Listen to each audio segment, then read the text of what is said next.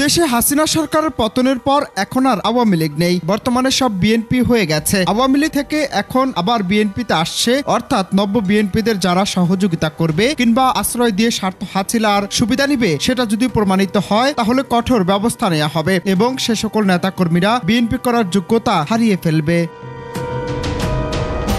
ঢাকার উত্তরখান থানা বিএনপি কর্তৃক আয়োজিত রাষ্ট্র কাঠামো মেরামতের ৩১ দফা দাবি আয়োজিত অনুষ্ঠানে প্রধান অতিথির বক্তব্যে এসব কথা বলেছেন বিএনপির কেন্দ্রীয় ক্রিয়া বিষয়ক সম্পাদক এবং ঢাকা মহানগর উত্তর বিএনপির আহ্বায়ক আমিনুল হক। বিএনপিতে যারা পরিণত হয়েছে, কারণ বাংলাদেশে এখন তো আওয়ামী লীগ নাই, সবাই বিএনপি হয়ে গেছে, তাই না?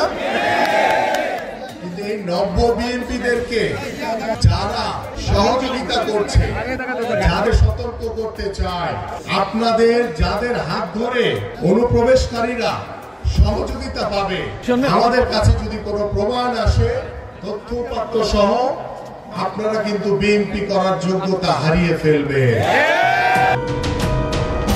এ সময় তিনি আরো বলেন, আওয়ামী লীগ গত ১৬ বছরে যে পরিমাণ নির্যাতন নিপীড়ন চালিয়েছে, সর্বসময় সেগুলো মনে রাখার কথা জানিয়ে বিএনপির এই নেতা বলেন, যারা স্বৈরাচার আওয়ামী লীগ সরকারের দোষর হিসেবে আখ্যায়িত, তাদের বিএনপিতে কোনো জায়গা নেই, কোনোভাবেই অনুপ্রবেশকারীদের 0% ছাড় দেওয়া হবে না। এ সময় তিনি বলেন, বিএনপির ভারপ্রাপ্ত চেয়ারম্যান তারেক রহমানের নির্দেশে বিএনপি ঐক্যবদ্ধ আছে, ছিল এবং ভবিষ্যতেও থাকবে। এই অনুপ্রবেশকারীদেরকে দলের ভিতরে ঢুকানোর কোনো কোনো সুযোগ নাই, কারণ বিএনপি গত ১৭ বছর ধরে এত মামলা হামলা, জেল জুলুম, নির্যাতন সহ্য করে বিএনপির ভারপ্রাপ্ত চেয়ারম্যান জনাব তারেক রহমানের নেতৃত্বে যেভাবে ঐক্যবদ্ধ ছিল, যেভাবে ঐক্যবদ্ধ আছে এবং ভবিষ্যতে ঐক্যবদ্ধ থাকবে ইনশাআল্লাহ।